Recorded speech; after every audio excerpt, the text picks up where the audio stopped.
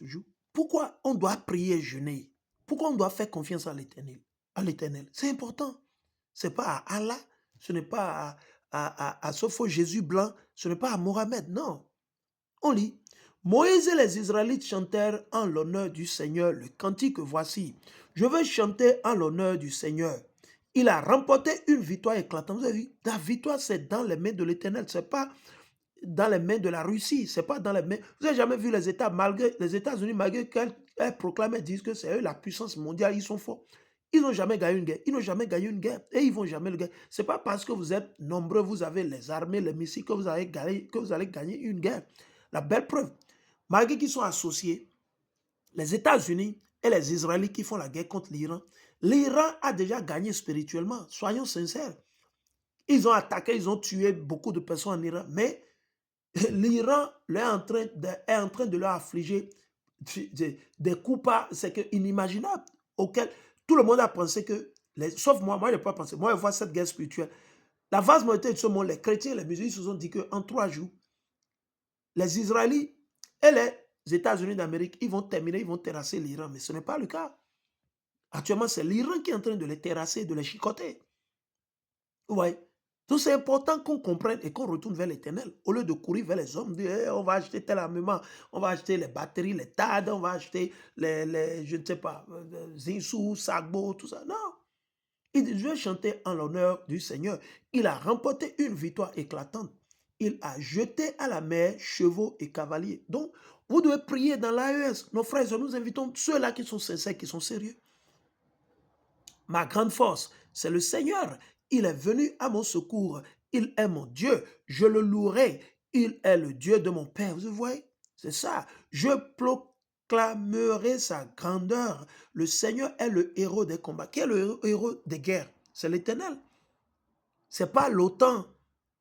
Ce n'est pas l'AES. Ce n'est pas le panafricanisme. Ce n'est pas le gris-gris. Non, le Seigneur, l'Éternel Yahweh est le héros des combats. Il mérite bien son nom, le Seigneur.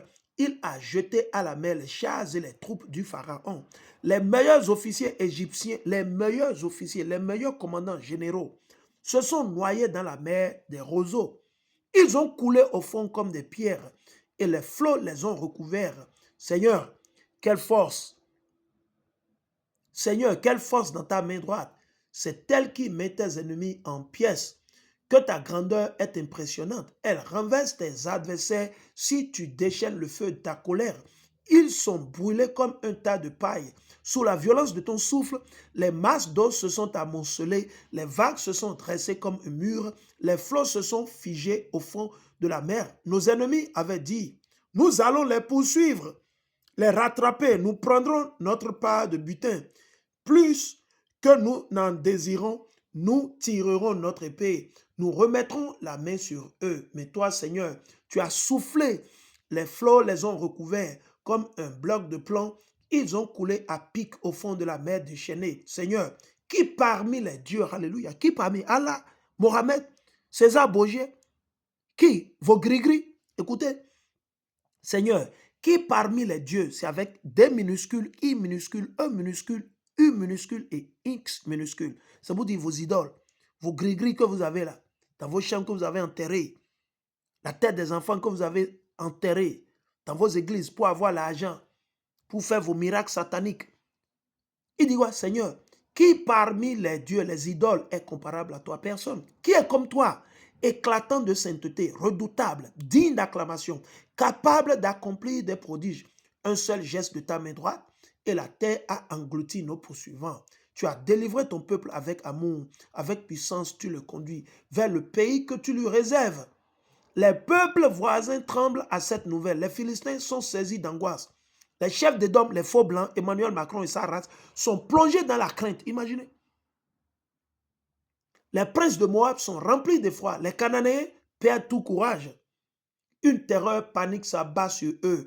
Devant la puissance de ton intervention, ils demeurent paralysés, Seigneur, jusqu'à ce que ton peuple ait passé, le peuple que tu as acquis. Maintenant, tu le conduis sur ta montagne. Pour l'y installer, Seigneur, c'est le lieu que tu as préparé pour y habiter et y fonder toi-même ton sanctuaire. Seigneur, tu es roi pour toujours. Ok? Lorsque les chevaux, les chars et les cavaliers du Pharaon avaient pénétré dans la mer, le Seigneur avait ramené les flots sur eux. Mais les Israélites, eux, avaient pu traverser la mer à pied sec. Imaginez.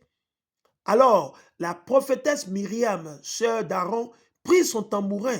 Toutes les femmes d'Israël la suivirent en dansant au son des tambourins. Vous devez chanter, glorifier l'Éternel avec la musique, appeler sa clémence, sa vengeance, sa fureur, son feu pour venir tuer, exterminer les rebelles, les bandits, les traîtres et nos ennemis.